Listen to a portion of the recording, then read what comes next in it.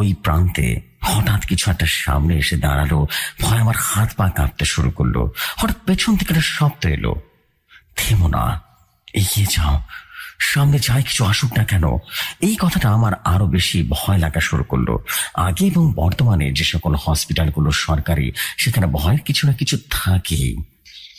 আসসালামু আলাইকুম জফরি খান ভাই, আশা করি আল্লাহর রহমতে আপনি ভালো আছেন এবং ভৌতিকতার সকল লিসনার্সরা আশা রাখি আপনারাও ভালো আছেন।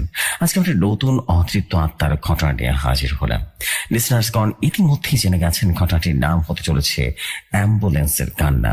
আমি মোহাম্মদ বিরাজ খান বলছি, শরীয়তপুর সদর থানার বালার বাজার থেকে। আমি ঘটনাটি কালেক্ট করি আমার আপন বড় ভাইয়ের কাছ থেকে। যে সময় এই ঘটনাটিতে যেতেই যে নামগুলো ব্যবহার করা হবে সেগুলো ছদ্ম নাম ব্যবহার করা হবে। আমার বড় নাম হলো সুমন খান। ভাইয়া ঢাকার একটি সরকারি হাসপাতালে কর্মরত আছেন। সঙ্গত কারণে আমি হাসপাতালটির নাম উল্লেখ করলাম না। ইতিমধ্যে আমার 3টি ঘটনা সিলেক্ট হয়েছে, এজন্য জসু ভাইকে অনেক অনেক ধন্যবাদ। তো আমি আমার ঘটনাগুলো আমার পরিবার সবাইকে নিয়ে শুনতে বসলাম। তখন ভাইয়া এসে বলল, কিরে কি শুনছিস? আমি তখন ভাইয়াকে বললাম, ভাইয়া ভৌতিক কথা শুনতেছি। তখন ভাইয়া বলল, ভূতের গল্প? আমি বললাম তখন ভাইয়া বলল যে এখন এই জেনারেশন কি সব ঘটনা বিশ্বাস করে, আমরা যারা ভৌতিক ঘটনার সম্মুখীন হয়েছি তারাই জানি ভৌতিক বিষয়টা কি। তারপরে কি শুনলাম, লিখতে বসলাম। তো ভাইয়া আমাকে যেভাবে বলেছে আমি সেভাবেই ভাইয়ার মতো করে তুলে ধরছি। বলছেন, সুমন ভাইয়া, আমাদের হসপিটালের সামনের গেটে পার্কিং এরিয়াতে ছিল সারিবদ্ধভাবে অ্যাম্বুলেন্স রাখা আছে। প্রতিদিনের মতো আমিও হসপিটালে যাই এবং আমি আমার মতো করে কাজ শেষ করে নিচ্ছিলাম। আমার কাজ শেষ হয় রাত 9টার দিকে। তো সেদিন নাইটে যে লোকগুলো ছিল আমার ফোন দিয়ে বলল, সুমন ভাই আপনি আছেন না চলে গেছেন? তখন ভাইয়া বলল, আমি চেম্বারে আছি, সমস্যা নেই, আপনি আসেন। তখন সে লোকটি ভাইয়াকে বলল যে, ভাইয়া আজকে তো আমি আসতে পারবো না, কারণ আমার শাশুড়ির অবস্থা খুব একটা ভালো না, তাই আমি বাসায় চলে যাচ্ছি। তাই আপনি যদি হসপিটালে থাকেন তাহলে আমার বড় উপকার হবে। তখন ভাইয়া বলল, আচ্ছা ঠিক আছে ঠিক আছে। ভাইয়া মনে মনে ভাবলো যে আগে খাওয়া দরকার, তারপরে না হয় জরুরি বিভাগে বসবে। যেই ভাবা সেই কাজ, খাওয়া দাওয়া শেষ করে ভাইয়া বসে আছে। ভাইয়া তখন মাত্র 2 মাস পরে চাকরি শুরু করেছে, তাই ভাইয়া ওই হসপিটালের সম্পর্কে তেমন কিছুই জানতো না। যার ফলে ভাইয়া আবারও সিগারেট খাওয়ার অভ্যাস ছিল, যার কারণে ভাইয়া সিগারেট খাওয়ার জন্য গাড়ি পার্কিং এরিয়াতে যায়। তখন আনুমানিক রাত 1টা বাজে, 1টা কিংবা 1:30টার মতো হবে।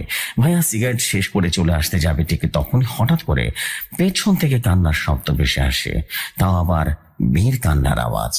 ভাইয়া বেশ ভয় পেয়ে যায় এবং ভয় ভয় কণ্ঠে বলে ওঠে, কে কে ওখানে? বাইরে আসুন। তখন কান্নার শব্দটা থেমে যায়। তখন ভাইয়া সাহস করে অ্যাম্বুলেন্সের সামনে এবং ভালো করে লক্ষ্য করে দেখে কেউ নেই সেখানে। তখন ভাইয়ার ভয়টা আরো বেশি করে মনের ভেতরে ঢুকে যায়। তখন ভাইয়া সেখানে তাড়াতাড়ি করে ছুটে আসে। সেখান থেকে এসে ভাইয়া কোনো রকমের রাতটা কাটিয়ে সকালের জন্য প্রহর গুনতে থাকে। রাত আর ঘুম আসে না আমার চোখে। সকালে আমি চলে আসি বাসায়। তখন থেকেই আমার শরীরে প্রচন্ড পরিমাণে জ্বর আসে। আমি তারপরে 3 দিনের ছুটি নেই এবং আমার আর তেমন কিছু হয়নি। 3 দিন পরে হসপিটালে যাই এবং আমাকে আমার বস বলে কি হয়েছে, তখন আমি সাধারণ একটা জ্বর আসছে এটাই বলি। এভাবে কয়েকটা দিন কাটতে থাকে, আমার সবকিছু মোটামুটি ভুলে যায়। কয়েকদিন পরে আমি শুনতে পাই যে ওই অ্যাম্বুলেন্সের পার্কিং এরিয়াতে একজন অজ্ঞান অবস্থায় পাওয়া গেছে। তখন আমি হাসপাতালে যাই এবং আমার মনে ইচ্ছে হয় যে এরকম কেন অ্যাম্বুলেন্সের এরিয়া থেকে কান্নার শব্দ আসে। আমি তো এখানে কর্মরত, পুরনো যারা কাজ করতেন তারা এখনো করছে এবং তাদের সাথে যোগাযোগ করি এবং এই বিষয়ে জানার জন্য অনেক চেষ্টা করি। তখন আমার পরিচয় হয় ওই অ্যাম্বুলেন্সে থাকা ড্রাইভারের সঙ্গে। সঙ্গত কারণে আমি ড্রাইভারের ছদ্মনাম ব্যবহার করব, যেমন ভাইয়ের নাম আমিনুল। তো আমিনুল ভাইয়ের সাথে আমি এই বিষয়ে কথা বলি, ঘটনাটি কি ঘটেছিল সেই বিষয়ে আলোচনা করি। আমিনুল ভাই আমাকে জানায় যে এই গাড়িতে আরো 4 বছর আগে একটা মেয়ে নেওয়া হয়। তো আমি এবং আমার হেল্পার সন্ধ্যার দিকে বসে আছি গাড়ির ভেতরে। তখন আমাদের কাছে একটা লোক আসে। লোকটা দেখে মনে হচ্ছিল অনেক চিন্তাগ্রস্ত। তারপরে এসে বলল, আপনারা কি এখন কোনো ট্রিপ আছে? আমি বললাম, না নেই। তখন লোকটা কান্না স্বরে আমাকে বলল, ভাই আমার মেয়েটা মারা গেছে, তার লাশটা নিয়ে যেতে হবে, আপনারা কি যাবেন? তখন আমি বলে উঠলাম, কই যাবেন? তখন লোকটা বলে উঠলো, মাগুরা যাব, একটা এলাকার সঙ্গত কারণে এলাকাটার নাম বলতে পারছি না। তখন আমি বলে উঠলাম, যাব। লোকটা বলল, কত টাকা হলে যাবেন বলুন তো? তখন আমি বললাম, 12,000 টাকা হলে যাব। তখন লোকটি কোনো দামাদামি না করে বলল, আচ্ছা ঠিক আছে। তখন বললাম, লাশ কোথায় আছে? তখন লোকটি আমাকে জানায় যে ডোম ঘরে আছে। তখন আমি এবং আমার হেল্পার ডোম ঘরে চলে গেলাম। তখন দেখি একটা মহিলা লাশের সাথে বসে আছে এবং কান্না করছে। তখন আমি বললাম, আন্টি একটু সরেন, লাশটি বের করতে হবে। তখন লাশটি নিয়ে গাড়িতে উঠলাম। তো দেখলাম যে লাশের সঙ্গে শুধু 2 জন লোক আছে, বাবা এবং মা। সাধারণত লাশের 2 জন সাথে থাকে না। তখন আমার মনে একটু সন্দেহ জাগলো। তখন তা মনের ভিতরেই রাখলাম। তারপরে গাড়ি স্টার্ট করলাম। তার কিছু দূর যাওয়ার পরে হঠাৎ করে গাড়িটা প্রচন্ড পরিমাণে ভারী হয়ে গেল। তখন আমি গাড়ির স্পিড আরো বাড়ালাম, কিন্তু গাড়িটা যে স্পিডে চলার কথা সেই স্পিডে চলছিল না। তখন আমি মেয়েটির বাবাকে বললাম, চাচা এই লাশটা কি গোসল করে আনা হয়নি? তখন চাচা আমাকে বলল, বাবা সময় পায়নি, গোসল করানো হয়নি, যাই হোক কোনো সমস্যা হবে না। তখন আমি এবং আমার হেল্পার কিছুটা ভয় পেলাম, কিন্তু তাও কি করার, আমাদেরকে যেতেই হবে। তখন আমি সূরা আল বাকারা চালালাম। আমি জানি যে এই সূরাটা ছাড়লে নাকি অদৃশ্য কোনো কিছু ক্ষতি করতে পারে না। তারপরে গতি বাড়তে লাগলো, কিন্তু কিছুটা পথ যাওয়ার পর হঠাৎ গাড়ির উপরে কিছু একটা পড়লো, যা শুনে আমরা সবাই ভয় পেয়ে যাই। আমি সাথে সাথে গাড়ি থামাই এবং দেখতে চাই উপরে কি পড়েছে। যাওয়ার পরে কই কিছুই নেই। তো আরো বেশি ভয় পেয়ে যায়। তারপরে আবারও পুনরায় গাড়ি চালানো শুরু করলাম। এর একটু পরে কতটুকু গেছি জানি না, হঠাৎ করে দেখি যে এই জায়গাটা বড় ধরনের সাপ আমাদের দিকে রাগান্বিত চোখে তাকিয়ে আছে। এটা দেখে আমার জ্ঞান হারানোর মতো অবস্থা হলো। এত কিছু হচ্ছে, তারপরে চাচা কান্না শুরু করলো আর বলল, বাবা সে অনেক বড় ঘটনা, আমি আপনাকে বাড়ি গিয়ে সমস্ত ঘটনা খুলে বলবো। শুধু আপনাদের কাছে আমার একটা অনুরোধ, আমাদের যত কিছু হোক না কোনো গাড়ি থামাবেন না। তখন আমি বললাম, ঠিক আছে, যে কথা সেই কাজ। আবারও গাড়ির গতি বাড়িয়ে দিলাম, চলতে থাকলাম। আমরা তো আর জানতাম না যে আমাদের সামনে আরো বড় ধরনের ভয়ঙ্কর কিছু অপেক্ষা করছে, যা আমাদের হাড় হিম করে দেবে। কিছুক্ষণ যাওয়ার পর লক্ষ্য করলাম অনেক দূর থেকে কিছু একটা দেখা যাচ্ছে, যা দেখতে কিছুটা মেয়ের মতো। তখন আমার হেল্পার কিছুটা উচ্চ স্বরে আমাকে বলল, দেখেন ভাই, সামনে কিছুটা আছে দেখা যাচ্ছে, মনে হচ্ছে মেয়ে মানুষ। তখন আমি বললাম, হয়তোবা। তখন ঘড়ির দিকে তাকিয়ে দেখলাম তখন বাজে রাত 1:45। তো এই সময় এই রাস্তার কোনো মেয়ে তো আসার কথা নয়, ছেলে তো আসবেই না, তাহলে মেয়ে কিভাবে আসলো? এরপরে দেখলাম মেয়েটা অল্প দৃষ্টিতে আমার দিকে তাকিয়ে আছে, আর তার চোখ প্রচন্ড পরিমাণে লাল, যা দেখে আমাদের সবার কলিজা শুকিয়ে যাচ্ছিল। এরপর সে মেয়েটি আমাদের দিকে দৌড় দিল এবং আমাদের গাড়ির সামনে আসে এবং গাড়ির নিচে চলে যায়, যা দেখে আমরা অনেক ভয় পেতে থাকি এবং আমি গাড়ি থামাই। তখন পেছন থেকে চাচা বলে উঠলো, আরে কি করছো? হ্যাঁ বাবা, আমি না তোমাকে বলেছিলাম যে সামনে যাও, তো যাই কিছু হয়ে যাক না কেন তুমি গাড়ি থামাবে না। তাহলে তুমি গাড়ি কেন থামানোর কথা ভাবছো? তুমি এগিয়ে যাও, কোনো ভয় পেও না। তারপর আমি গাড়ির গতি বাড়িয়ে চলতে লাগলাম। এরপরে বাকিটা পথ আমাদের সাথে আর কিছুই ঘটেনি। এরপরে ফজরের আজানের কতটুকু সময় আগে আমরা আমাদের কাঙ্ক্ষিত জায়গায় চলে আসি এবং আসার পরে সকাল 9টার দিকে জানাজা পড়ানো হয় এবং তাকে কবরস্থ করা হয়। এবং আমরা চাচাকে বলি, চাচা আমরা আপনার অবস্থা বুঝতে পারছি, আমরা চলে যাব, তাই কিছু মনে না করলে আমরা কি আপনার মেয়ের সাথে কি হয়েছে জানতে পারি? তখন চাচা কিছুটা অসমাপ্ত চোখে তাকিয়ে থাকলো আর বলল, বাবা আমি যেহেতু তোমাদের বলছি পুরো ঘটনাটা বলবো, তাহলে অবশ্যই বলবো। তো চাচা আমাদেরকে যেভাবে বলেছেন ঘটনার সুবিধার্থে আমি চাচার মতো করে বলছি। বলছেন, চাচা আমার নাম শফিউদ্দিন, আমি এখানকার হাই স্কুলের টিচার অবস্থায় কর্মরত আছি এবং তোমার চাচি বাসায় থাকি, গৃহিণী। আমাদের দুজনের একমাত্র মেয়ে ছিল, তার নাম ছিল রুসা। সে ছিল অনেক সুন্দরী এবং খুব হাসি খুশি, অনেক ভদ্র। তাকে নিয়ে আমাদের অনেক স্বপ্ন ছিল এবং সেও স্বপ্নগুলো ধীরে ধীরে নিয়ে এগিয়ে যাচ্ছিল। সবসময় খুব ভালো ফলাফল করতো, সবাই তাকে ভালোবাসতো। আশেপাশের সবাই। রুসা যখন এসএসসি পাশ করে কলেজে গেল, তখন থেকেই তার জন্য একের পর এক বিবাহ সম্বন্ধ আসা শুরু করে। এরপর তাকে কলেজে এক ছেলে রুসাকে পছন্দ করলো। তো এই কথা রুসা তার মায়ের সাথে শেয়ার করলো এবং আমাকেও জানায়। তখন আমি রুসাকে বোঝালাম যে, বাহ তুই এমন কিছু করো না যাতে আমাদের কষ্ট পেতে হয়। এরপরে একদিন ছেলের রুসাকে বলল যে সে রুসাকে ভালোবাসে। তখন রুসা তাকে সরাসরি না করে দেয়। ছেলেটিও এই কথাটা মেনে নিতে পারেনি, যার ফলে রুসা নানা রকম ভাবে ক্ষতি করার চেষ্টা করত। একদিন ছেলেটির রুসা মানার জন্য হুমকি দেয় এবং সে রুসাকে বলে। রুসা কলেজে গিয়ে ছেলেটির নামে নালিশ করে আসে, আর তারপর থেকে ছেলেটি আরো বেশি রেগে যায় এবং সে কালো জাদুর আশ্রয় নেয়। সে রুসার উপরে মরণ বান মারে এবং 40 দিনের মধ্যে রুসা মারা যাবে এমন একটা মরণ বান মারে। এরপরে রুসা খাওয়া দাওয়া বন্ধ করে দেয়, শুকিয়ে যায়, তার নাক দিয়ে কালো কালো কেমন যেন রক্ত বের হচ্ছিল। আর এইভাবেই 25 দিন কেটে যায়। নানা রকম কষ্টে ডাক্তার দেখানো হয়, কোনো কাজ হয় না। এই হাসপাতালে থাকা অবস্থায় তাকে ফকির বা কবিরাজ দেখানো হয়। কবিরাজ ফকির বলেছিল তার উপরে নাকি মরণ বান মেরেছে, 3টা জিন চালান করা হয়েছে এবং আপনারা আসতে দেরি করে ফেলেছেন। এখন আপনার মেয়ের হাতে 12 দিনের মতো সময় আছে, কারণ আপনার মেয়েকে সরিষা বান মেরেছে, যার ফলে আপনার মেয়ের চেহারায় ভালোভাবে কালো ঢোসকা পড়ে গেছে আর সম্ভাবনা বাঁচানোর। এই বলে ফকির আমাদেরকে ফিরিয়ে দেয়। আর আমরা তার কাছে জিজ্ঞেস করি বা জানতে চাই এই কাজ কি কে করেছে। তখন ফকির জানায় যে রুসাটা ছেলেকে পছন্দ করত, আর সেই ছেলেটিকে না করে দেওয়ার কারণে এই কাজ করেছে। এর থেকে 8 দিনের মাথায় আমার মেয়েটা মারা যায়। এই বলে চাচা কান্নাকাটি করতে থাকে।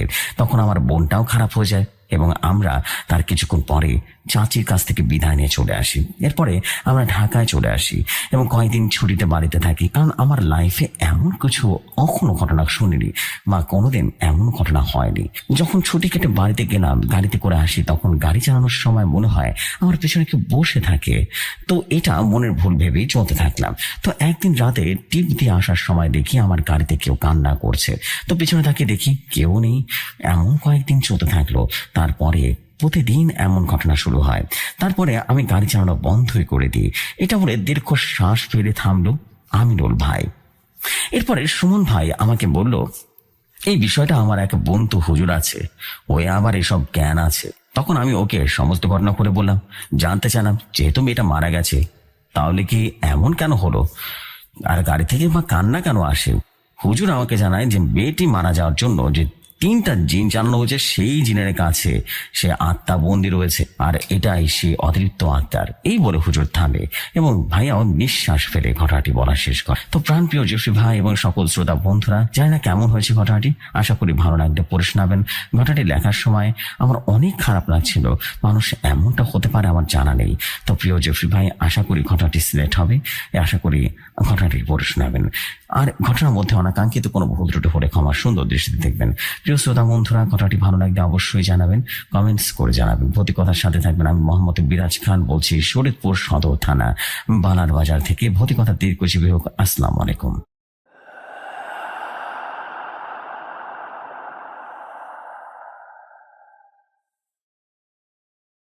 ওয়ালাইকুম আসসালাম প্রিয় ভাই, thank you very much, thank you very much. Wow, যদি সত্যি কথা বলি তাহলে বলতে হবে যে অসাধারণ একটা ঘটনা ছিল। অনেকদিন পর অ্যাম্বুলেন্সের একটা স্টোরি পেলাম, অ্যান্ড খুবই ক্রিপি টাইপের একটা স্টোরি ছিল। এটা দারুণ, বিকজ আমরা কিন্তু মোটামুটি জানি যে ব্ল্যাক ম্যাজিকে আক্রান্ত হয়ে যারা মারা যায় তারা কিন্তু খুব কষ্ট পেয়ে মারা যায়, এবং এটার কিন্তু ভয়াবহ একটা পরিণতি থাকে, এবং এটার মানে রেশ থেকে যায় অনেকগুলো ভাবে। এবং ঘটনাতে কিন্তু তেমনই দেখানো হয়েছে, খুব সুন্দরভাবে ঘটনাটি অ্যালাইন করে লেখা হয়েছে। থ্যাংক ইউ ভেরি মাচ আপনাকে স্টোরির জন্য। এবং আপনার কাছে যদি এরকম স্টোরি থাকে অবশ্যই লিখে পাঠাবেন, আর একটু যেটা করবেন আর একটু গুছিয়ে লেখার চেষ্টা করবেন। এবং অবশ্যই বানানে কিছু মিস্টেক্স ছিল, মিস্টেক্স গুলো ঠিক করলে মনে হয় বেশি ভালো হবে। So thank you very much আপনাকে এই স্টোরির জন্য। চলে যাই আমরা পরবর্তী ঘটনায়।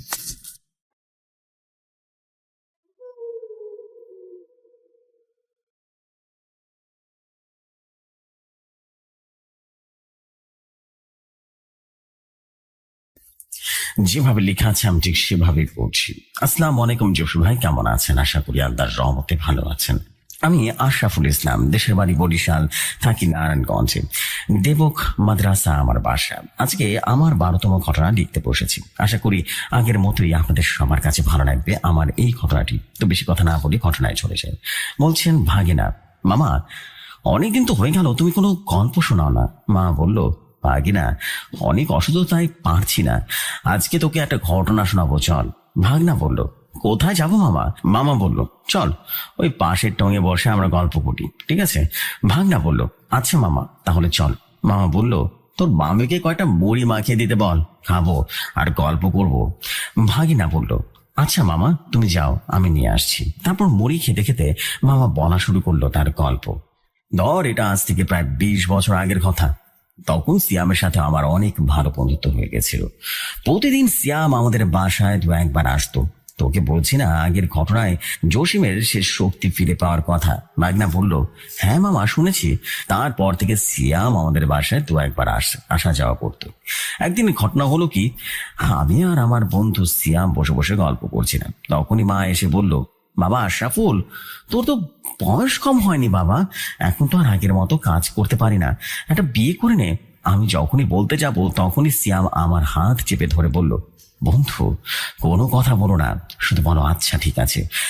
তারপর সিয়ামের কথা মতো মাকে বললাম, তোমরা মেয়ে দেখো, আমি বিয়েতে রাজি আছি। মা এই কথা শুনে অনেক খুশি হয়ে গেল, রুম থেকে চলে গেল। কিছুদিন পর আমরা মেয়ে দেখতে গ্রামের বাইরে যাব। কয়েকটা গরু গাড়ি জোগাড় করলো বাবা। আমি সিয়াম আর কয়েকজন মিলে মেয়ে দেখতে চলে গেলাম। সিয়াম অদৃশ্যভাবে আমার সাথে সাথে সবসময় থাকতো। যখনই আমরা গ্রামের ভেতরে গেলাম তখনই আর সিয়ামকে দেখতে পাচ্ছি না। আমি চারদিকে তাকিয়ে সিয়ামকে মনে মনে ডাকছিলাম, কোন দিকে গেল সিয়াম, কোনো সারা শব্দ নেই। কিছু দূর যাওয়ার পর 4 রাস্তার মোড় পড়ে। আমরা কোন রাস্তা দিয়ে যাব বুঝতে পারছিলাম না। এখনই সামনের দিকে তাকিয়ে দেখি একটা মেয়ে ঘন্টা দুয়েক বসে আছে। আমি নেমে গিয়ে জিজ্ঞাসা করলাম, হ্যাঁ মেয়ে, মাসুদ মিয়ার বাসাটা কোনটা? মেয়েটা ইশারায় রাস্তা দেখিয়ে দিল আমাদেরকে। অবাক কাণ্ড, মেয়েটা কোনো কথা বললো না, খালি হাতের ইশারায় আমাদের রাস্তা দেখিয়ে দিয়েছে। মেয়েটার হাত এত সুন্দর যা বলার মতো নয়। আমি মেয়েটার হাত দেখে প্রেমে পড়ে গেলাম। এত সুন্দর হতে পারে কারো হাত? তারপর আমরা ওই রাস্তা ধরে যেতে লাগলাম। আজব কাণ্ড, কোনো মানুষ, লোক, গরু, ছাগল কিছুই দেখলাম না। আমার কাকা ডাক দিয়ে বলল, কিরে কোথায় এসেছি আমরা? এখানে তো কাউকে দেখতে পাচ্ছি না। আমি বললাম, আরে কাকা, গ্রাম তো এরকমই হয়, আমাদের গ্রামে ঘনবসতি, তার জন্য লোকজন দেখতে পারি আমরা। এখানে মনে হয় লোকজন কম আছে। কিছু তো যাওয়ার পর দেখতে পাই কয়েকজন লোক একটা গাছের গোড়ায় বসে আছে। আমার কাকা ডাক দিয়ে বলল, এ ভাই, এদিকে আসেন তো একটু। কয়েকজন লোক আমাদের গরুর গাড়িটার দিকে এগিয়ে আসলো। কাকা জিজ্ঞেস করলো, ভাই এখানে মাসুদ মিয়ার বাড়ি কোনটা? মাসুদ মিয়ার নামটা শুনে সবাই বেশ অবাক হয়ে গেল। কয়েকজন তো মোটামুটি ভয় দৌড় দিল সেই জায়গা থেকে। কাকা তখন বললো, কি হয়েছে ভাই, এরকম করছেন কেন আপনারা? কয়েকজন লোক তখন বলল, আমরা চিনি না, এখান থেকে চলে যান ভাই, আপনারা বিপদে পড়বেন, আমরা চিনি না কিছু।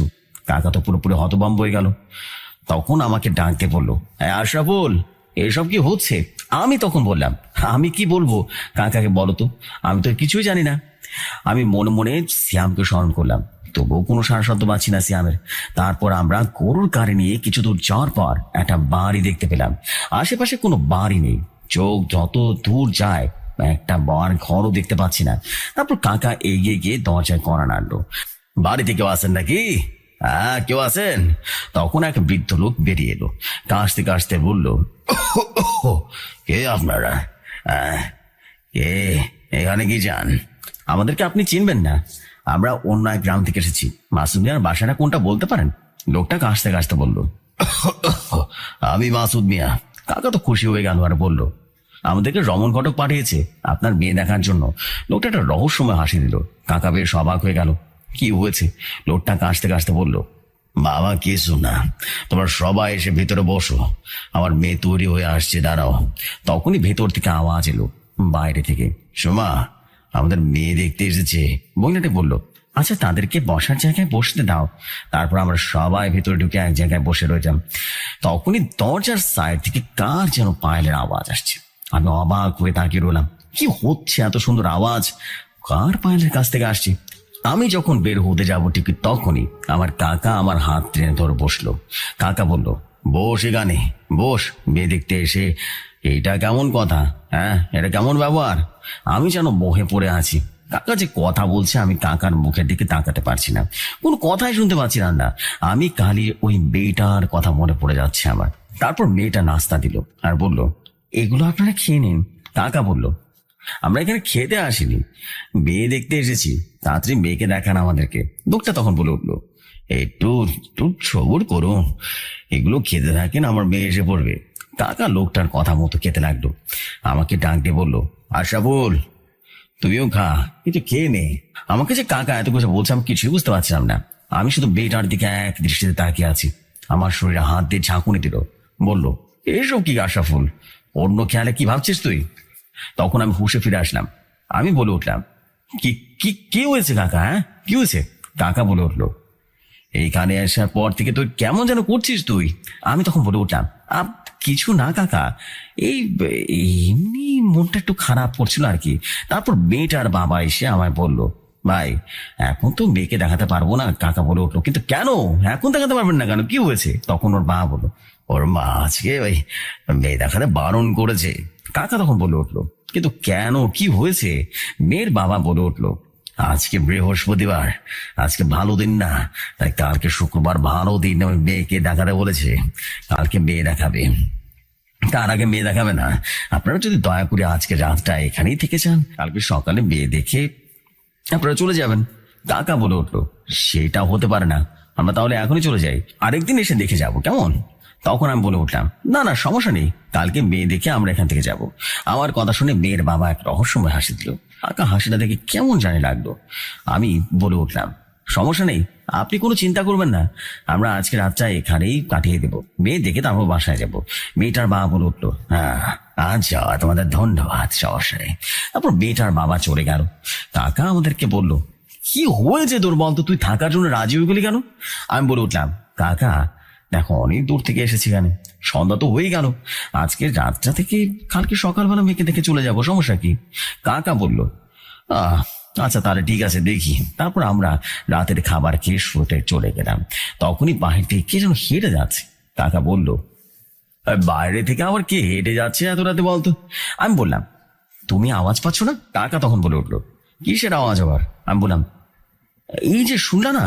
আমি কাকে বললাম, বাইরে থেকে একটা মেয়ে হেঁটে যাচ্ছে মনে হচ্ছে। কাকা আমার মাথায় হাত দিয়ে বলল, তোর কি মাথা খারাপ হয়ে গেছে নাকি? কি ভুলভাল ভাবছিস বলতো? তুই কোন উপরের আওয়াজ যাচ্ছে না বাইরে থেকে? তোর মনে হয় বিয়ের চিন্তা মাথা খারাপ হয়ে গেছে, এখন ঘুমা, কাল সকালে মেয়ে দেখবি, ঠিক আছে? কাকা ঘুমিয়ে পড়লো, আর আমিও ঘুমিয়ে পড়লাম। হঠাৎ বাইরে থেকে একটা মেয়ের কণ্ঠস্বর ভেসে এলো, এদিকে এসো, এদিকে এসো, এসো না, তোমার সাথে কথা আছে। আমার ঘুমটা হঠাৎ করে ভেঙে গেল। আমি চারদিকে তাকিয়ে দেখছি, কিন্তু কিছুই দেখতে পাচ্ছি না। কাকা ঘুমিয়ে আছে গভীর ঘুমে। তখনই আমার আবারও জানালা দিয়ে রীতিমতো দুপুরের আওয়াজ আসছে। আমি এবার মনে মনে ভেবে নিয়েছি, দেখবো কে এই মেয়েটা। তখনই আমি ঘুম থেকে উঠে বাইরে চলে গেলাম। গিয়ে দেখি কেউ নেই সেখানে। হঠাৎ চোখ পড়লো আর বাইরের গেটের দিকে। আমি হাঁটতে হাঁটতে বাইরের দিকে যেতে লাগলাম। গিয়ে দেখি লাল একটা বেনারসি পরে আছে, একটা মেয়ে ঘোমটা দিয়ে হেঁটে যাচ্ছে। আমি ডাক দিলাম, মেয়ে শোনো, এদিকে তাকাও। মেয়েটা কোনো কথা না শুনে হেঁটে যাচ্ছিল হাসতে হাসতে। আমি যখনই মেয়েটাকে ধরতে যাবো, ঠিক তখনই আমার পেছন থেকে কে যেন টান দিয়ে আমাকে সরিয়ে দিল। আমি তাকে দেখি সিয়ামজিন দাঁড়িয়ে আছে। সিয়ামজিন বলতে লাগলো, এসব কি করছো বন্ধু? সিয়াম যখন আমাকে টান দিল, তখন আমার মনে হলো আমি অন্য জগৎ থেকে বেরিয়ে আসছি। আমি বললাম, হচ্ছেটা কি? সিয়াম তখন বলল, কি হয়েছে বন্ধু, তুমি এখানে কেন? আমি বললাম, আমি এখানে কি করে আসলাম? সিয়াম বলল, তুমি শান্ত হও, আমি তোমাকে সমস্ত ঘটনা খুলে বলবো। সিয়াম বলতে লাগলো, যখনই আমরা এই গ্রামে প্রবেশ করব, আমি দূর থেকে ছিটকে পড়ে যায়। আমি এই গ্রামে ঢোকার অনেক চেষ্টা করেছি, কিন্তু পারছি না। অনেক চেষ্টার পরেও যখন পারছি না, তখন আমার ভাইয়ের কাছে চলে গেলাম। তার মাধ্যমেই এই গ্রামের সুরক্ষা কবচ দেওয়া হয়েছিল। এখানে কোনো ভালো জিন খারাপ জিন গ্রামে ঢুকতে পারে না। তোমরা যার বাড়িতে এসেছো না, সেই লোকটা একটা ভয়ঙ্কর তান্ত্রিক। এখন এই গ্রাম থেকে বেরিয়ে যেতে হবে আমাদেরকে। তখনই চারপাশ হঠাৎ করে আওয়াজ আসার মতো আওয়াজ হলো, বিভৎস একটা হাসির আওয়াজ। হাসতে হাসতে সে বিভৎস কণ্ঠটা বলতে লাগলো, তোরা এসেছিস তোদের ইচ্ছায়, এখন বের হবে আমাদের ইচ্ছায়। আমাদের অনুমতি ছাড়া তুই বের হতে পারবি না। তখন সিয়াম রাগান্বিত হয়ে বলল, কে সাহস থাকতে আমার সামনে এসে কথা বল দেখি। হাসিটা তখন বলতে লাগলো, আসবো, নিশ্চয়ই আসবো, অবশ্যই আসবো। তার জন্য তৈরি থাক তোরা। আগে তোর কাকাকে মারি, তারপর তোদেরকে। বললে তোর কাকাকে বাঁচা। এই কথা বলে আওয়াজটি বেরিয়ে গেল। তখনই সিয়াম আমাকে জিজ্ঞেস করলো, তোমার কাকা কোথায়? তখন আমি বললাম, আমি কিভাবে বলবো কাকা কোথায়, আমি তো নিজে জানি না আমি এখানে কিভাবে আসলাম। তখনই সিয়াম একটা তাবিজ আমাকে ধরিয়ে দিয়ে বলল, যত বিপদে আসুক এই তাবিজটা তোমার হাত থেকে ফেলবে না, কোনোভাবেই না। এমনকি আমি যদি বলি তবুও তুমি এটা হাত থেকে ফেলবে না। তখন সিয়াম হাওয়ার সাথে মিটে গেল, আর আমিও সে তাবিজটা হাতে নিয়ে হাঁটতে লাগলাম বাসার দিকে। তখনই আমার চারপাশ থেকে আওয়াজ এলো, ফেলে দে ওই তাবিজটা, ফেলে দে। যদি তুই হাতে রাখিস তুই মারা যাবি, ফেলে দে, ফেলে দে ওই তাবিজটা, ফেলে দে। আরো কিছু ভয়ঙ্কর ভয়ঙ্কর আওয়াজ আসছিল আর বলছিল তাবিজটা ফেলে দে। আমি বলে উঠলাম, কোনো লাভ নেই, তোদেরকে ভয় আমি পাই না, বুঝতে পেরেছিস? তোদের চেয়ে কত ভয়ঙ্কর ভয়ঙ্কর পিশাচকে বেড়ে এসেছি আমরা। তখনই যেন এক ভয়ঙ্কর ডাল ভেঙে আমাদের উপরে ছুঁড়ে মারে। আমি ডালের বাড়ি খেয়ে রীতিমতো দূরে গিয়ে পড়লাম। আমি পায়ে এবং মাথায় বেশ আঘাত পাই এবং আমি সেখানে অজ্ঞান হয়ে পড়ি এবং জ্ঞান হারিয়ে ফেলি। জ্ঞান ফিরলে আমরা 3 দিন পরে তাকে দেখি আমাদের বাসায় এসেছি। পাশে সিয়ামজিন দাঁড়িয়ে আছে এবং আমার বাবা মা। আমি বাবা মাকে ডাক দিয়ে বললাম, এখানে কেন আমি? আর কি হয়েছে আমার সাথে? তখন সিয়ামজিন আমাকে ইশারায় বলল, তোমার বাবা মাকে বেরিয়ে যেতে বলো। আমি তখন মা বাবাকে বেরিয়ে যেতে বললাম এবং বললাম, তোমরা চলে যাও, আমি ঘুমাবো। মা বাবা চলে গেল। তখন বলতে লাগলো সিয়ামজিন, সিয়ামজিন যেভাবে বলেছে আমি ঠিক সেভাবে বলছি। বন্ধু, তোমাকে আগেই বলেছিলাম তুমি তাবিজটা হাত থেকে ফেলবে না, তো তুমি কেন তাবিজটা হাত থেকে ফেলে দিলে?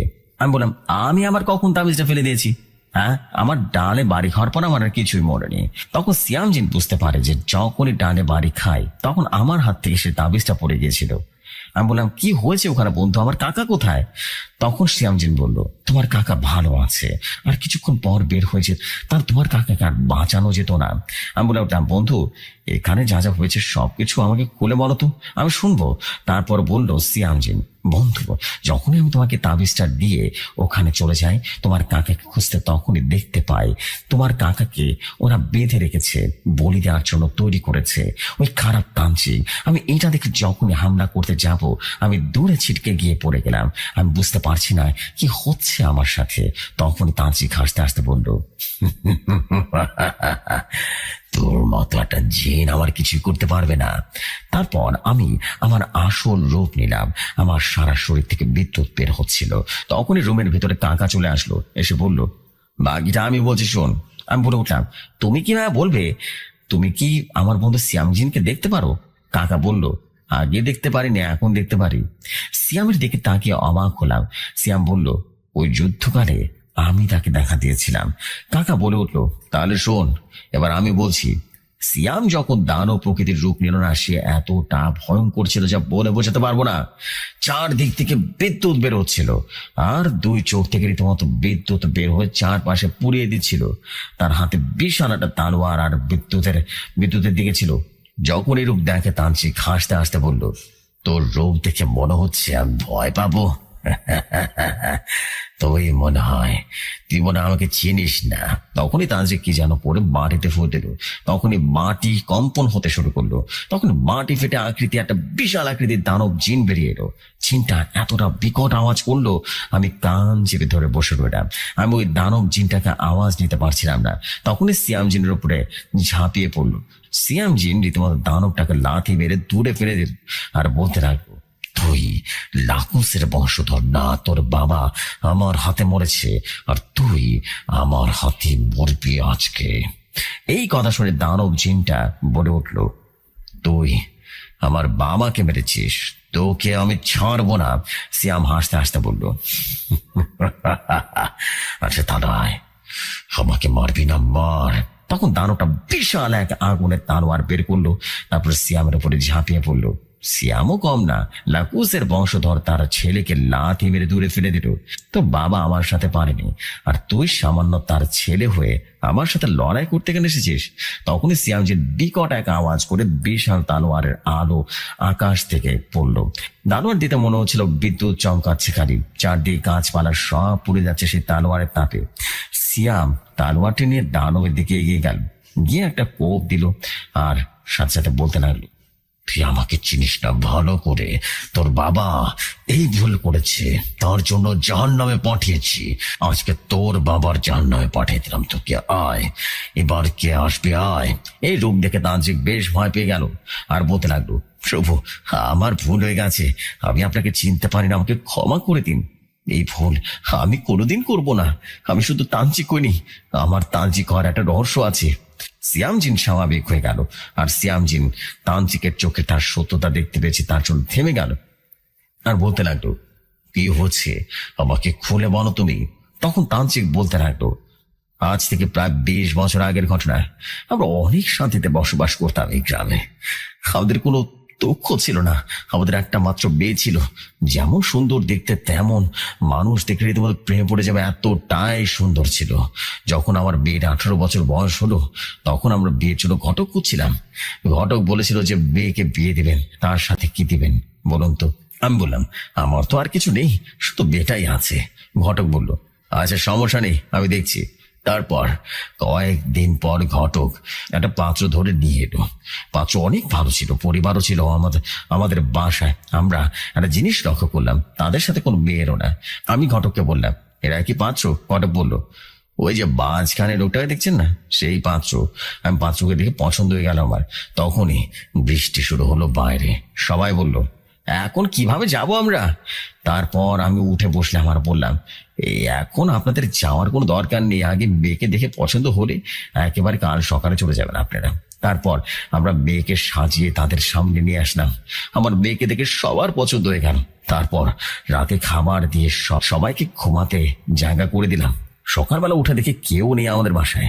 তখন আমার মেয়ের রুমে গিয়ে দেখি আমার মেয়ে উলঙ্গ হয়ে পড়ে আছে আমার রুমের ভিতরে। আমি তাকে চিল্লান দিলাম আর বললাম, মা তোর কি হয়েছে? তখন মেয়ের মা দৌড়ে রীতিমতো রুমে আসে, এসে মেয়ের অবস্থা দেখে সেখানেই মারা যায়। আমি এসব কিভাবে সামলাবো কিছুই বুঝে উঠতে পারছিলাম না। তখন মেয়েকে আমি গোসল দিয়ে জানাজা দিয়ে কবর দিয়ে দিই, আর তার মেয়ে আমাকে একসাথে। তারপর ঘটকে ধরে জিজ্ঞেস করি, কেন এসব করেছেন আমার সাথে? তখন ঘটক বলল, ওই গ্রামের জমিদাররা এসব করেছে, তারা গরিব সেচে আপনার মেয়েকে ধর্ষণ করেছে, এতে আমার কোনো দোষ নেই। তারপর আমি ঘটককে বললাম, আবার তাদের সাজিয়ে এই বাসায় নিয়ে আসো, বলবে অন্য কোনো মেয়ে আছে তাদের বাসায়। আমার কথা মতো ঘটক কয়েকদিন পরে তাদের নিয়ে আসলো বাসায়। আমি সবাইকে ঘুমের ওষুধ খাইয়ে ফেলি। তারপর আমি সাধনায় বসি। আগে তান্ত্রিকের ছোটখাটো কাজ করতাম, তারপর আমি পিশাচ সিদ্ধ হয়ে যাই। তারপর ঘটককে দিয়ে আমি আমাদের বাসায় পাত্র আনাতাম। তারপর মায়ার জালে সবাইকে মেরে ফেলতাম। এই করে আমি পিশাচ তান্ত্রিক হয়ে উঠি। আমাকে ক্ষমা করে দাও, আমি জীবনে আর কোনোদিন এমনটা কিছু করব না। সিয়াম এবার বলল, আপনার সাথে যা হয়েছে অনেক খারাপ হয়েছে। যারা এসব করেছে তাদেরকে মেরে আপনার থামা উচিত ছিল, কিন্তু তা আপনি করেননি। আপনি ক্ষমতার লাভে অনেককে খুন করেছেন, তাই আপনার কোনো ক্ষমা নেই। সিয়াম তারপর হাত দিয়ে তান্ত্রিকের কলারটা টিপে বেড়ে ফেলে। তারপর তোমাকে খুঁজতে বের হয়ে যায়। আমরা গিয়ে দেখি তোমার চারপাশে অনেকগুলো খারাপ পিশাচ তোমাকে আক্রমণ করতে যাবে। আর তখনই সিয়াম বিদ্যুতের ঝলকানিতে সবাইকে মেরে ফেলে। তারপর গিয়ে দেখে তোমার মাথা ফেটে রক্ত পড়ছে। তারপর সিয়ামের দিকে তাকিয়ে বললাম, বন্ধু কি হয়েছিল আমার? সিয়াম বলল, এসব কথা একদিন পরে বল, তুমি অনেক অসুস্থ, তুমি আবার ঘুমিয়ে যাও। তো জেফরি ভাই, এটাই ছিল আজকের ঘটনা। কেমন হয়েছে জানাতে ভুলবেন না। আর আমি অনেক অসুস্থ জেফরি ভাই, আমার জন্য দোয়া করবেন। আমি সুস্থ হয়ে আরো ঘটনা লিখবো। কতটা গুছিয়ে লিখতে পেরেছি তা আমি জানি না, আপনি একটু কষ্ট করে পড়বেন। আমি আশরাফুল, দেশের বাড়ি বরিশাল, থাকি নারায়ণগঞ্জ। আজকের মতো এখানে বিদায় নিচ্ছি। আসসালামু আলাইকুম। আপনাদের মাঝে আসতে পারবো ইনশাল্লাহ আবারও। আমাকে দোয়া করবেন আমার জন্য, যেন দ্রুত সুস্থ হতে পারি।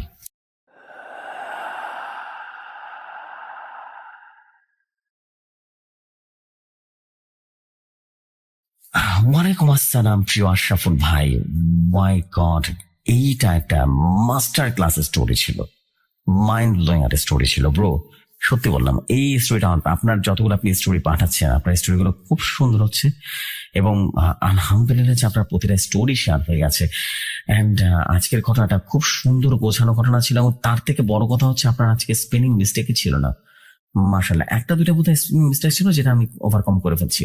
But এত সুন্দর ছিল, my goodness, this is amazing, amazing story ছিল। ওয়াও, আসলে মনোমুগ্ধকর এক ঘটনা ছিল ভাই। থ্যাংক ইউ ভেরি মাচ আপনাকে এই অসাধারণ ঘটনার জন্য। আই বিলিভ যে সবার কাছে ঘটনাটি অনেক অনেক বেশি ভালো লেগেছে। বিকজ আমি বিলিভ করি এতটুকু যে স্টোরি যদি ভালো হয় তখন সম্পূর্ণ দায়ভারটা, মানে সম্পূর্ণ ক্রেডিটটা চলে যায় স্টোরি টেলারের উপরে। আমি বলবো যে you are really good story teller Ashraful, mister Ashraful ভাই। আপনার প্রতি আমি কৃতজ্ঞ, আপনার এত সুন্দর সুন্দর ঘটনা শেয়ার হয়েছে। আপনার পরবর্তী ঘটনা দ্রুত পাঠিয়ে দিবেন। আপনি বললেন আপনি অসুস্থ, আর আমি চাই যে খুব দ্রুত আল্লাহ আপনাকে শেফা দান করুক, আপনি দ্রুত সুস্থ হয়ে আমাদের মাঝে ফিরে আসুন। খুব সুন্দর ছিল ঘটনা, থ্যাংক ইউ ভেরি মাচ, খুব সুন্দর ছিল। এরকমই ঘটনা চাই আপনার কাছ থেকে, এরকম ঘটনা আমি আশা করব, যেখানে ঘটনা থাকবে, ভয় থাকবে, ভীতি থাকবে এবং সব মিলিয়ে দারুণ কিছু হয়ে যাবে। আপনাকে অনেক ধন্যবাদ। সো আমি আর দেরি করবো না, আমি চলে যাচ্ছি আমাদের পরবর্তী ঘটনা। আশা করছি পরবর্তী ঘটনা আপনাদের কাছে ভালো লাগবে। চলে যে ঘটনায়।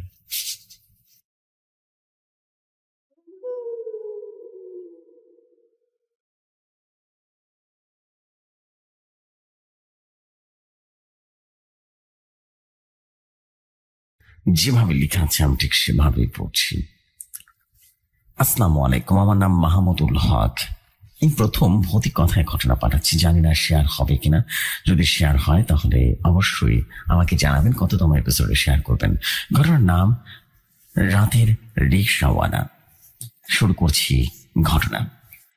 পুরান ঢাকার স্যাঁতস্যাঁতে গলিগুলোতে দিনের আলোতেও যেন ক্লান্ত। রাত নামলেই সেই ক্লান্তিতে ভর করে অদ্ভুত এক নিস্তব্ধতা। আর সেই নিস্তব্ধতার মধ্যেই করিম তার জীর্ণ রিক্সাটি ঠেলে বের হয়। রিক্সার হাতল মসৃণ হয়ে গেছে, তার হাতের ঘাম আর নিরন্তর ধাক্কায় আজও শুক্রবারের রাত তার লক্ষ্য কম নয়। ছেলেটার স্কুলের ফি জমা দিতে হবে আগামী সপ্তাহে, আর বাসার ভাড়াটাও পিছিয়েছে 2 মাস। ঘরের অবস্থা দেখে স্ত্রী জ্যোৎস্না আর কিছুই বলল না, কিন্তু চোখের দিকে তাকালে বোঝা যায় সেই নীরব অভিমানের ভার। তাই রাত গভীর হলেও যখন অন্য রিক্সাওয়ালা বাড়ি ফেরে, করিম তখনও পথে। Shahbag, New Market, Farm Gate, যেখানে ভিড় বেশি সেখানে আশাও বেশি। রাত প্রায় 11টার দিকে নিউ মার্কেটের উজ্জ্বল আলো কমে গেছে, দোকানপাট বন্ধ। শুধু দূরে কয়েকটা ফুটপাতের দোকানে জল জল করছে নিষ্প্রাণ নিয়ন লাইট। হালকা কুয়াশা নেমে এসেছে, রাস্তার বাতিগুলোতে আলো যেন ছায়ার খেলা করছে। করিম গুলিস্তান মোড়ের দিকে যাচ্ছিল একলা, পায়ের প্যাডেল চাপতে চাপতে পেশিতে টান ধরেছে। হঠাৎ সামনের দিকে একটা পুরনো 3 তলা ভবনের ছায়ায় দাঁড়ানো একজন মানুষ তাকে ইশারা করলো।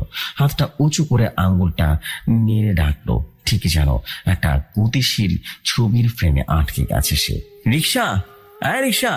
ডাকটা শোনা গেল, কিন্তু আওয়াজটা যেন খুব দূর থেকে এলো। কুয়াশা ভেদ করে পাতলা আর একটা ধাতব শব্দ। করিম রিক্সা থামালো। লোকটি এগিয়ে গেল ধীরে ধীরে। মাঝ বয়সী, লম্বা, খুব সাদামাটা দেখতে, পরনে একটা পুরনো কিন্তু পরিষ্কার সাদা পাঞ্জাবি আর কালো পায়জামা। মুখে কোনো বিশেষ অভিব্যক্তি নেই, শুধু চোখ দুটো যেন অতিরিক্ত গভীর কালো। একটা হালকা গন্ধ ভেসে এলো, পুরনো কাগজের গন্ধ আর ভেজা মাটির গন্ধের মিশ্রণ। পুরান ঢাকার ভাঙা দালানগুলো থেকে যেরকম বের হয়। কোথায় যাবেন? করিম জিজ্ঞেস করলো স্বাভাবিক সুরে। লোকটি রিক্সার পেছনের সিটে বসলো। উঠবার সময় করিম লক্ষ্য করলো লোকটার ওজন যেন একদমই নেই। রিক্সাও নড়ল না। তার মনে হলো হয়তো বা খুব পাতলা মানুষ। লোকটা বসে বলল, আওয়াজটা আরো স্পষ্ট, লালবাগ যাব? কেল্লার পাশে একটা পুরনো কবরস্থানের গেটের সামনে। করিম এবার বেশ থমকে গেল। এত রাতে কবরস্থানে? ভাড়া করলাম একটু বেশি পড়বে, রাত অনেক হয়েছে। 200 টাকা দেব, লোকটি বলল, সরাসরি কোনো দাম দর ছাড়াই। করিমের মুখে হাসি ফুটে উঠল। আজকের রাতে এটাই সবচেয়ে ভালো ভাড়া হতে যাচ্ছে। ঠিক আছে, বসুন, করিম বলল। তার প্যাডেল চাপতে লাগলো। রাস্তা প্রায় ফাঁকা, গাড়ি ঘোড়া নেই বললেই চলে। শুধু রিক্সার চেনের আওয়াজ আর করিমের নিঃশ্বাস শব্দ ভেঙে দিচ্ছে নিস্তব্ধতা। প্রথম 10 মিনিট কোনো কথা হলো না। করিম সামনের দিকে তাকিয়ে প্যাডেল চালিয়ে যাচ্ছিল, কিন্তু পেছনে বসা যাত্রীটার উপস্থিতি ক্রমশ বাড়তে থাকা এক অস্বস্তির কারণ হচ্ছিল। সে যেন শুধু বসে নেই, নিশ্চল হয়ে আসছে। কোথাও নড়াচড়া নেই, শ্বাসের শব্দ নেই, এমনকি বসার সিটেও যেন আগের মতো হালকা। করিম পেছনে ফিরে তাকালো না, কিন্তু তার পিঠ বেয়ে ফোটায় ফোটায় ঘাম ঝরতে লাগলো। হঠাৎ যাত্রীটি কথা বলে উঠল। আওয়াজটা করিমের কানের খুব কাছাকাছি শোনালো, যদিও সে সামনেই বসেছিল। তোমার নাম কি? করিম চমকে উঠল। করিম, বললো সে একটু গলা খাড়া করে। ভালো আছো করিম? প্রশ্নটা অদ্ভুত রকমের সাধারণ, কিন্তু সুরে কোনো উষ্ণতা নেই। হ্যাঁ, আলহামদুলিল্লাহ, করিম জবাব দিল সতর্ক হয়ে। আপনার নাম? কিছুক্ষণের নীরবতা, তারপর শোনা গেল, নাম? অনেকদিন ধরে আমাকে কেউ জিজ্ঞেস করে না নামটা। আবারও নীরবতা। তুমি আমাকে বলতে পারো রহমান? রহমান নামটা বলার সাথে সাথে শিশের মতো আওয়াজ ছিল। করিমার কিছুই জিজ্ঞেস করার সাহস পেল না। রাস্তা বদলাতে তারা ঢুকলো পুরান ঢাকা ছড়িগুলোর দিকে। এখানে রাস্তার বাতি আরো কম, ছায়া আরো গাঢ়। পুরনো দালানগুলোর জানালাগুলো অন্ধকার, যেন অদৃশ্য চোখে তাকিয়ে আছে। রিক্সার সামনে ছোট্ট বাতিটা মিটমিট করে চলছিল। আলোর গোলাটা রাস্তায় কাঁপছিল। গোলাটা এত সরু যে বিপরীত থেকে কেউ এলে রিক্সাটা চড়াতে হতো, কিন্তু সৌভাগ্যবশত কেউ আসছিল না। করিম, হঠাৎ আবারও সে কাছাকাছি আওয়াজ এলো। তুমি কি কখনো ভেবেছো ওই রাস্তাগুলোতে নিচে কি আছে? করিম একটু হেসে ফেললো, নার্ভাসনেস কাটানোর চেষ্টা করলো। কি থাকবে ভাই, মাটি, পানি, লাইন, গ্যাস, হ্যাঁ এই তো, আর কি। না, সবটা যেন বাতাসে কেঁপে গেল। পুরোনো জিনিস, ভুলে যাওয়া জিনিস, অনেক কান্না, অনেক হাহাকার মাটির নিচে আটকে আছে। যাত্রীর আওয়াজে এবার একটা অদ্ভুত টান এসেছে, যেন সে দূরের কোনো স্মৃতির কথা বলছে। করিমের গায়ে কাঁটা দিয়ে উঠল। সে জোরে জোরে প্যাডেল চাপতে লাগলো। দ্রুত এই গড়ে পেরিয়ে বের হওয়ার জন্য সে মরিয়া হয়ে উঠেছে। পুরান ঢাকা তো ভাই অনেক পুরনো জায়গা আছে, সে বলল, কথা মারাতে চেষ্টা করে। আমিও পুরনো করিম, অনেক পুরনো। কথাটা বলার পরে রিক্সাটা হঠাৎ করে গর্তে পড়ল। সামনে ঝাঁকুনি হলো। করিম বলল, আর মাফ করুন ভাই, রাস্তাটা একদম। বাকিটা বলা হলো না। ঝাঁকুনির সময় স্বাভাবিকভাবে পিছন থেকে ঝলক তাকিয়ে যাত্রীর দিকে তাকালো। যা দেখলো তা দেখে রীতিমতো রক্তহীন হয়ে গেল। যাত্রী রহমান তার দিকে তাকিয়েছিল, কিন্তু মুখটা স্বাভাবিক ছিল না। চোখ দুটো যেন একটু বেশি বড়, একটু বেশি গভীর আর কালো দেখাচ্ছিল, যেন ছোট ছোট কুয়া। আর ঠোঁট দুটো একদম পাতলা, রেখার মতো ভয়ঙ্কর। মাত্র 1 সেকেন্ডের জন্য। তারপরে ঝাঁকুনি কাটতি মুখটা আবারও আগের মতো নিষ্প্রাণ হয়ে গেল। অভিব্যক্তি যেন আবারও ফিরে আসলো অবস্থায়, যেন কিছুই হয়নি। পরিবার হাত পা কাঁপতে লাগলো। সে জোরে মুখটা সামনের দিকে ফিরিয়ে নিল, গিলে ফেললো থুতু। হৃৎপিণ্ডটা তার বুকের ভেতরে ঢক ঢক করে কাঁপছিল। সে ভাবলো নিশ্চয়ই আলোর খেলাখেলি হচ্ছে, কুয়াশা আর ছায়ার কারসাজি। হ্যাঁ, তাই হবে। ভয় পাচ্ছে কেন? সে নিজেকে ধমক দিল, কিন্তু সেই বিকৃত মুখের ছবি তার চোখের সামনে ভাসছিল। আর একটা জিনিস সে লক্ষ্য করলো, পেছনে বসে থাকা যাত্রীটার শরীর থেকে কোনো তাপ আসছে না, বরং একটা হালকা ঠান্ডা বাতাসের স্রোত তার গায়ে লাগছিল। রিক্সার সামনের দিকে উষ্ণ বাতাসের বিপরীতে যাত্রীর দিকে তাকাবার সাহস তার হচ্ছিল না। সে শুধু সামনের অন্ধকার রাস্তার দিকে তাকিয়ে আছে। প্যাডেল চালাতে লাগলো, আরো জোরে, আরো জোরে। লালবাগ এখনো অনেক দূরে। তুমি কেমন আছো করিম? সে আবারও প্রশ্নটা করলো। এবার আরো কাছে আসলো আওয়াজটা, যেন কেউ তার কানের পাশে দাঁড়িয়ে ফিসফিস করছে। করিমের গলা শুকিয়ে গেল। ভালো ভালো আছে আমি, সে বলল। আওয়াজটা কাঁপছিল। ভালো না, যাচ্ছি বলল, সুরে যেন একটা আফসোস ছিল। তুমি ভয় পাচ্ছ, আমি দেখতে পাচ্ছি স্পষ্ট। তোমার ঘাড়ের পাশে টান টান হয়ে গেছে, তোমার হাত কাঁপছে হাতুড়ে। প্রতিটি শব্দ যেন ঠান্ডা, নিখুঁত ভাবে পর্যবেক্ষণমূলক। করিমের নিঃশ্বাস আটকে আসছিল। সে কোনো উত্তর দিল না, শুধু রিক্সাটাকে আরো দ্রুত চালানোর চেষ্টা করলো। কিন্তু রাস্তাটা যেন শেষই হতে চাচ্ছিল না। পাশের দালানগুলোর দরজা জানালাগুলো যেন অন্ধকার মুখে তার দিকে তাকিয়ে আছে। ভয় পাওয়ার দরকার নেই করিম, দরকার নেই, রহমান বলল। আওয়াজটা এবার নরম মনে হলো, কিন্তু সেই নরমতায় একটা বিভীষিকা মধ্য মিথ্যে ভাবছিল। আমি তোমার কোনো ক্ষতি করব না, শুধু পৌঁছে দিতে হবে আমাকে আমার জায়গায়। কোথায় ভাই? লালবাগ কেল্লার পাশে? করিম জিজ্ঞেস করলো। ভয় তার দাঁত লেগে যাচ্ছিল। হ্যাঁ, কবরস্থানের গেট, ওখানে আমার বাড়ি।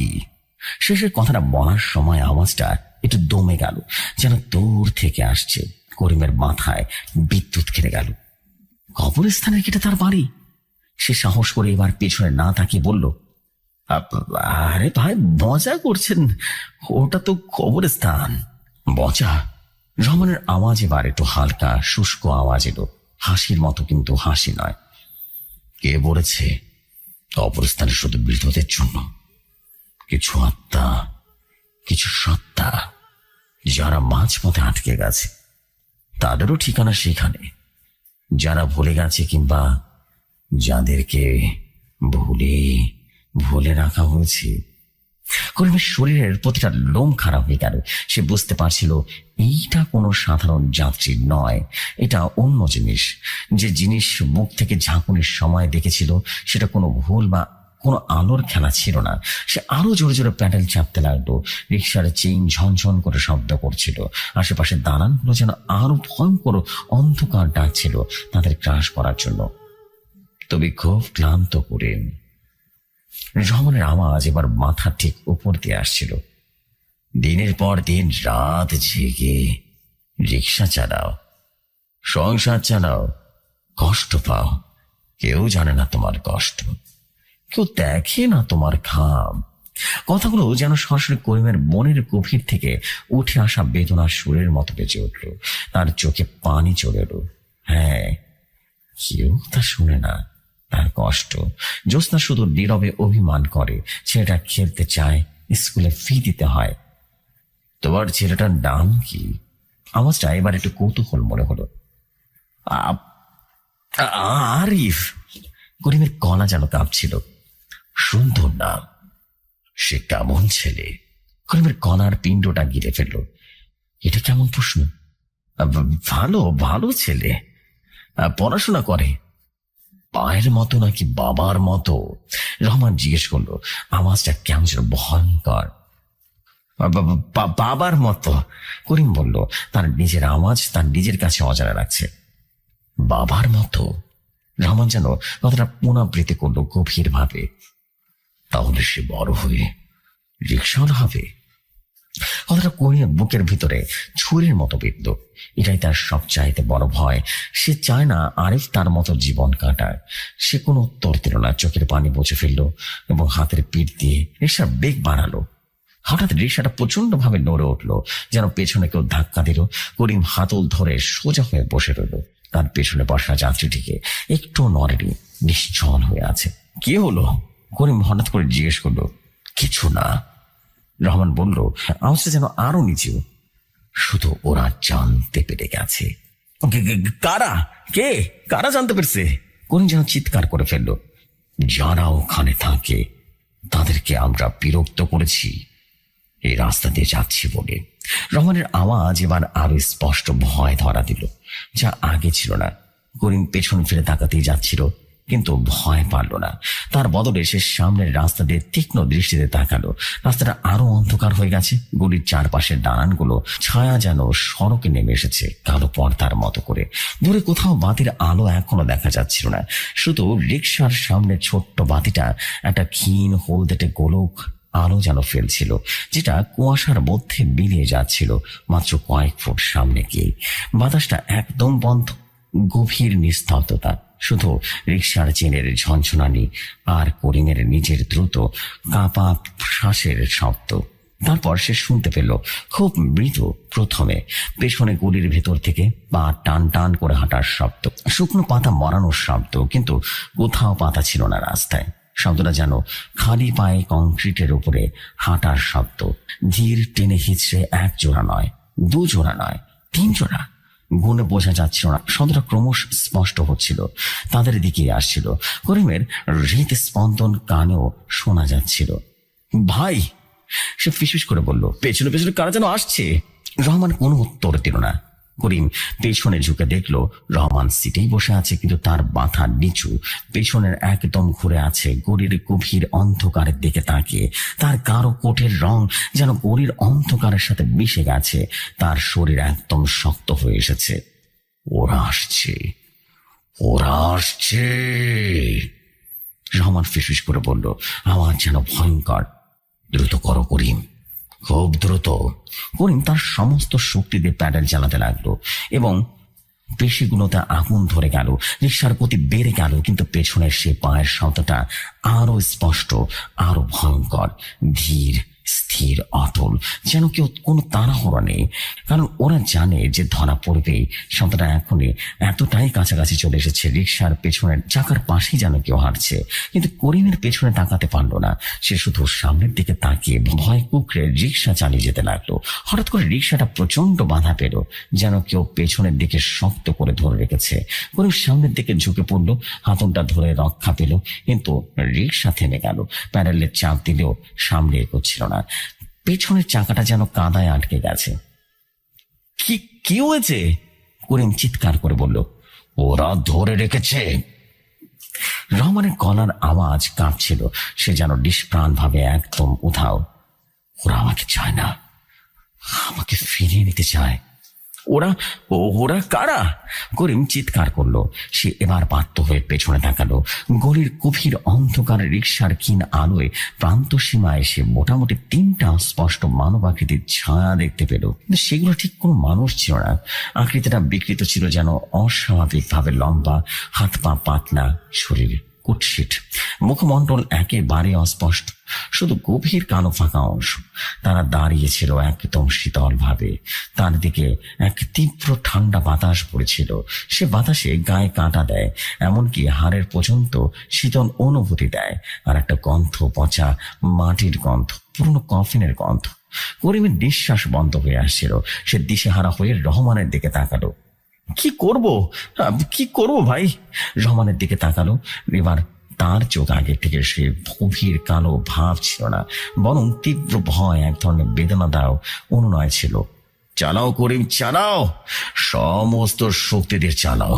ওরা যদি ধরে ফেলে আমাদেরকে, যদি ফিরিয়ে নেয়, তাহলে তুমিও। সে কথাটা শেষ করলো না। করিম বুঝতে পারলো এখন দাঁড়ানে বিপদ শুধু রহমানের নয়, তার নিজেরও হবে। সে এক গভীর শ্বাস নিয়ে তারপর সমস্ত ভয় ভুলে গিয়ে সে তার সমস্ত শক্তি একত্রিত করলো।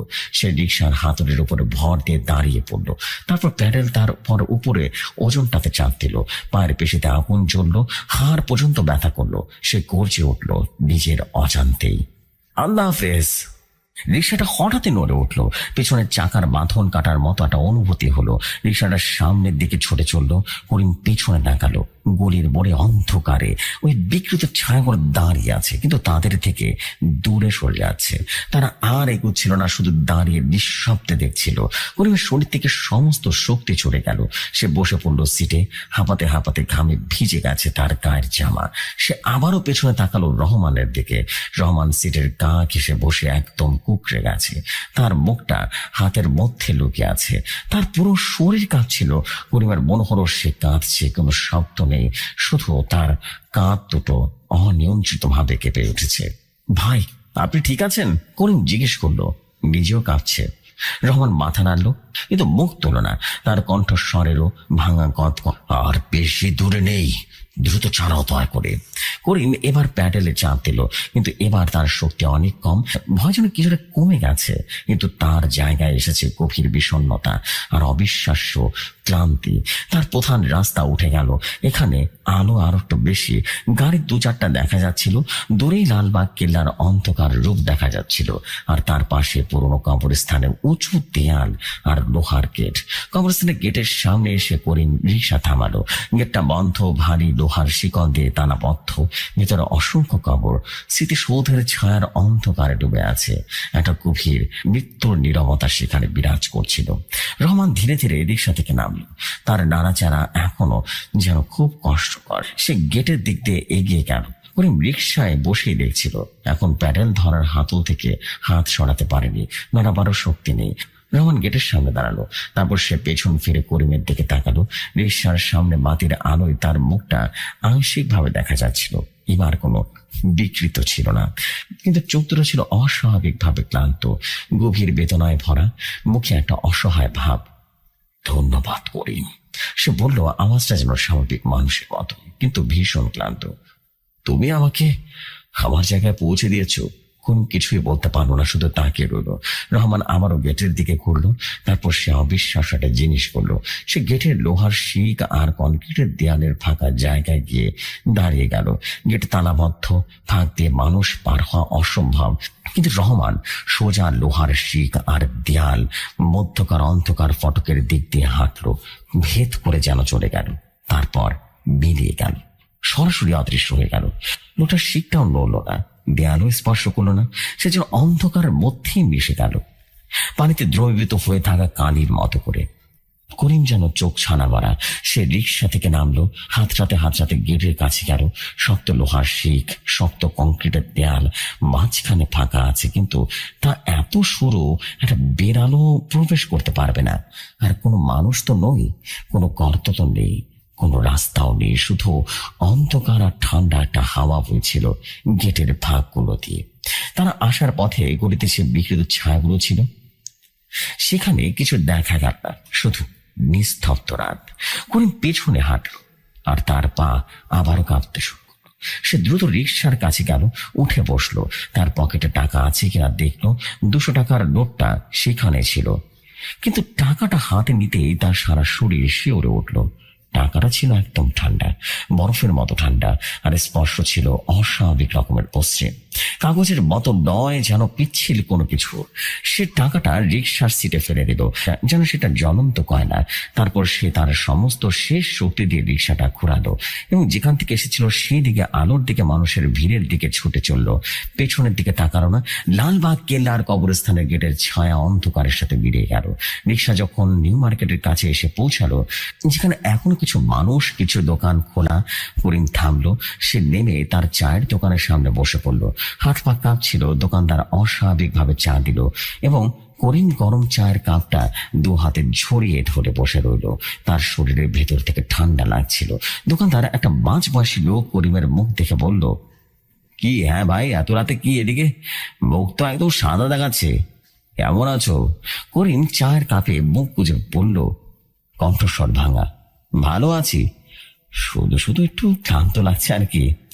কোথায় গেছিলে? করিম একটু থেমে থেমে বলল, লালবাগ কবরস্থানের দিকে। দোকানদারের মুখে কেমন যেন ভয় মিশে গেল। সে নিচু করে বলল, এত রাতে ওই দিকে? ভাই, শুনেছিস কিনা জানি না, ওই এলাকায় কেমন যেন অশুভ কিছু ঘোরাফেরা করে। পুরনো লোকেরা বলে, রিক্সাওয়ালা কেউ কেউ বলে হাঁচু ভাজু যাত্রী পায়, যারা গায়ে ঠান্ডা, কথা কম বলে, আর গন্তব্য থাকে কবরস্থানের গেট পর্যন্তই। কর্মের গলা যেন শুকিয়ে গেল। সে দোকানদারের দিকে তাকালো, লোকটার চোখে কৌতূহল আর ভয়। তুমি কি বিশ্বাস করো? হ্যাঁ, এগুলো বিশ্বাস করো? করিম জিজ্ঞেস করলো। দোকানদারের কাঁধ ঝাঁকালো। কে জানে ভাই, ঢাকা শহরে কত আজব ঘটনাই না ঘটে। কেউ দেখে আর ভান করে। তুমি কিছু না দেখো তাহলে ভালো। করিম আর কিছুই বললো না।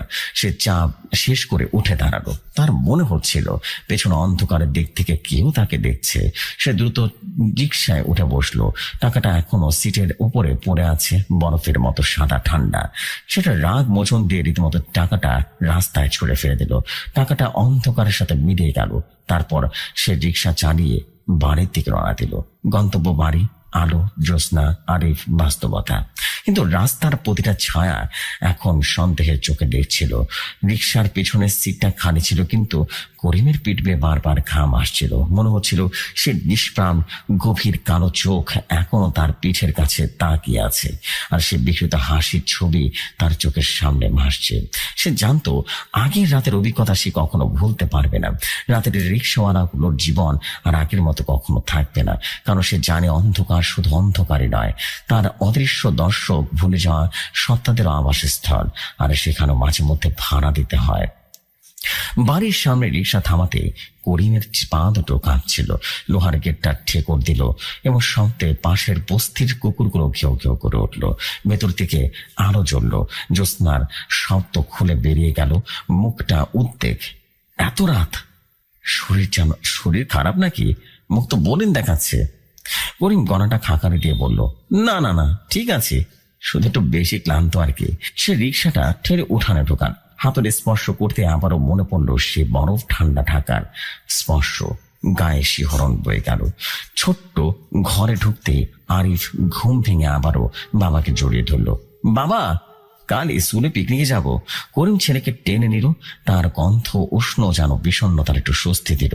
হ্যাঁ রে বাবা, যাবি, এ তো কথা দে। কিন্তু কথা বলতে গিয়ে তার গলা শুকিয়ে গেল। জ্যোৎস্না চা নিয়ে এলো। আজ কেমন গেল তোমার রাত? ভাড়া কেমন জুটলো? করিম চোখ নামিয়ে চুমুক দিল চায়। হ্যাঁ, কিছু জমেছে আর কি। সে মিথ্যা বলল। সে টাকাটা ফেলে দিয়েছে, কিন্তু স্বপ্নেও ভাবেনি ওই টাকায় আবারও ফিরে আসবে। পরদিন সকালে রিক্সা ধোয়ার সময় সিটের নিচে পানি নিকাশের ছিদ্রে পাওয়া গেছিল সাদা একটা কাক। ঠান্ডা ভিজে ভিজে টানতেই বেরিয়ে এলো একটা ভিজে যাওয়া 200 টাকার নোট। একদম সেই টাকা। করিমের হাত পা কাঁপতে লাগলো। নোটটা ছুঁড়ে ফেলার লোভ সামনে এসে ভাবলো, একটা টাকা, এতে তো ভূত প্রেত লাগে না। টাকাটা জামার পকেটে গুজে রাখলো। সারাদিন গায়ে এক অবর্ণনীয় ঠান্ডা ভর করে রইল।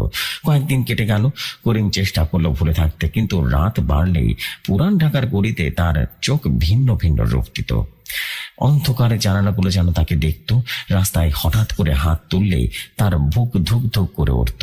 আর আরিফ প্রায় বলতো, বাবা, তোমার ঘরে কে যেন কথা বলে রাতের বেলা, কাঁদে আর কথা বলে। জ্যোৎস্না বিরক্ত হতো আর বলতো, ছেলের সাথে এসব কথা বলে না, করিম ওর ঘুম নষ্ট করে। এক রাতে বৃষ্টি হচ্ছিল ঝুমঝুম করে। করিম রিক্সা চালিয়ে ফিরছিল বাড়ির দিকে। শাহবাগের মোড়ে বট গাছের নিচে ছাতা মেরে দাঁড়ানো এক যুবক হাত তুলল। ছাতার নিচের কারণে মুখটা দেখা যাচ্ছিল না। করিম থামতেই সে বলে উঠল, কোথায় যাবেন ভাই? লালবাগ পুরান কবরস্থানের গেট। একদম শিশুর কণ্ঠস্বরটা শুনে করিমের শির দ্বারা পেয়ে বরফের স্রোত নবে গেল। সে পেছন ফিরে তাকালো। ছাদের নিচ থেকে উকি দিচ্ছিল মাঝ বয়সী রহমানের নিষ্প্রাণ গভীর চোখ, কিন্তু মুখটা এবার আর স্বাভাবিক ছিল না। চামড়া শিথিল, ফ্যাকাশে, ঠিক যেন ভিজে মাটির উপরে টানা একটা কাপড়। নাম? করিম, তাই না? হ্যাঁ। রহমানের ঠোঁট নড়ল, কিন্তু হাসি এলো না। করিমের গলা আটকে গেল। আপনি আপনি আবার? তুমি ছাড়া আমার আর কেউ নেই করিম। ওরা আমাকে তাড়া করে, তুমি শুধু আমাকে জায়গায় পৌঁছে দিতে পারো। রহমানের আওয়াজ অস্পষ্ট, কেমন যেন ভয়ঙ্কর। করিম রিক্সা চালু করলো। হাতে পায়ে জোর নেই।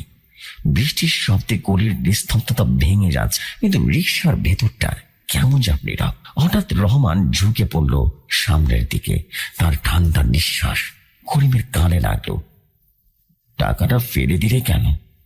ওটা আমার কষ্ট অর্জিত টাকা। করিম চমকে উঠল। আপনি দেখলেন কি করে? আমি সব দেখতে পাই করিম। তোমার বাড়ি, তোমার ছেলে, তোমার ঘুমন্ত স্ত্রী, তোমার পাশের বালিশটা থেকে যেন আমি বসে থাকি প্রতি রাত করতে। রহমানের আওয়াজ কেমন যেন ভয়ঙ্কর থেকে আরো ভয়ঙ্কর হয়ে গেল।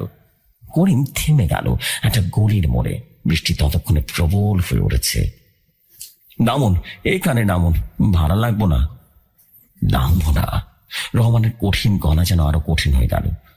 আমাকে জায়গায় পৌঁছে দাও করিম। তোমার ভেতরে একটু জায়গা দাও, একটু জায়গা দাও। আপনি কি বলতেছেন? তুমি জানো না আমি কত ক্লান্ত। রহমান কেমন যেন কাতর স্বরে বলল। বাটির নিচে হাত অন্ধকার, শুধু শীত, শুধু অপেক্ষা। তোমার গরম রক্ত, তোমার নিঃশ্বাসের উষ্ণতা, সেখানে একটু বিশ্রাম পাবো। করিম লাফিয়ে রীতিমতো রিক্সা থেকে নামলো। বেরিয়ে পড়ুন এক্ষুনি। রহমান নড়ল না। বৃষ্টিতে তার শরীর ভিজে কাপড়ের মতো লাগছিল। তুমি পারবে না দাঁড়াতে। আমি চিনে গেছি তোমার স্বাদের গন্ধ। তুমি এখন আমার রাস্তা হয়ে গেছ করিম। করিম রিক্সার হাতলটা লোহার রডটা খুলে নিল। বের হন, বের হন বলতেছি। রহমান ধীরে ধীরে রিক্সা থেকে নামলো, কিন্তু নামার পর তার উচ্চতা মুহূর্তে বেড়ে যাচ্ছিল, যেন অদৃশ্য কিছু তাকে টেনে নিয়ে উপরের দিকে তুলছে। মুখের চামড়া টান টান হয়ে ফেটে যাওয়ার উপক্রম হলো। গলার স্বর বিকৃত হয়ে এলো।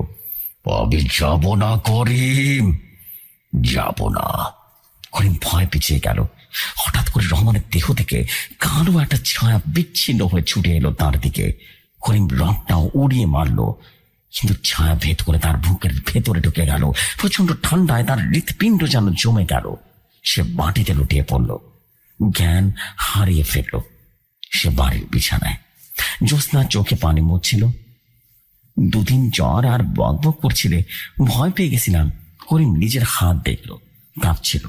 ঘরের কোথাও রহমান নেই, কিন্তু কিছু একটা ভেতরে আছে। সেরে উঠেও করিম বদলে গেল। রিক্সা চালানো বন্ধ হয়ে গেল। সারাদিন ঘরের কোণে বসে থাকে। আরিফ ভয় আর কাছে যায় না। বাবা কান্না করে রাতের বেলা, আর ভাঙা ভাঙা কথা বলে। জ্যোৎস্না ডাক্তার দেখালো, করিম ওষুধ খেলো, কিন্তু চোখে এক গভীর আতঙ্ক স্থায়ী হয়ে গেল। সে জানালা বন্ধ রাখে, আরো চালিয়ে ঘুমায়। এক মধ্যরাতে করিম তীব্র তৃষ্ণায় জেগে উঠল। ঘরের বাতিটা নিভে গেছে। অন্ধকারে সে হাত নেড়ে নেড়ে রান্না করে গেল। ঠান্ডা পানি খাওয়ার সময় হঠাৎ দেখলো প্লাস্টিকের আয়নায় তার প্রতিচ্ছবি নড়ছে না। সে দাঁড়িয়ে আছে, কিন্তু প্রতিবিম্ব স্থির।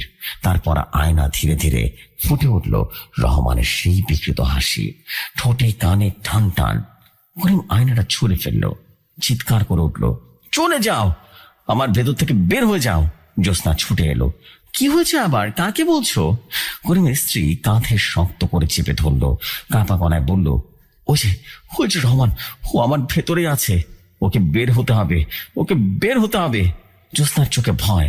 কোন রহমান? করিম এখানে কেউ নেই, শুধু আমরা আছি।